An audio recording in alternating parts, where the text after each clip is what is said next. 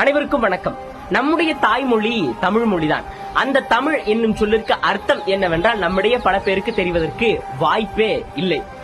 பிங்கள நிகண்டு இப்படி குறிப்பிடுது: இனிமையும் நீர்மையும் தமிழனல் ஆகும் என்று குறிப்பிடுது. தமிழுக்கும் இனிமைக்கும் மிக 1000 பொருத்தங்கள் இருக்கு. அதற்கான சான்றுகளும் நம்முடைய பல சான்றுகள் இருக்கு.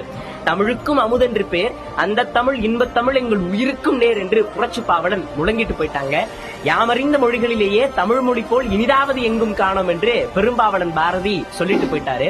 அப்படி இனிமை உடையதாக இருக்கக்கூடிய இந்த தமிழ் மொழி ஏன் நீர்மைக்கு ஒப்பானதாக இருக்கு என்றால், நீர் எப்படி தன்னை சேமிக்கக்கூடிய இடங்களுக்கு ஏற்ப தன்னை தகவமைத்துக் கொள்கின்றதோ அதுபோல எத்தனை விஞ்ஞான வளர்ச்சிகள் வந்தாலும் அந்த விஞ்ஞான வளர்ச்சிக்கு ஏற்ப தமிழ் மொழி தன்னை தகவமைத்துக் கொள்கின்றது, புதுப்பித்துக் கொள்கின்றது.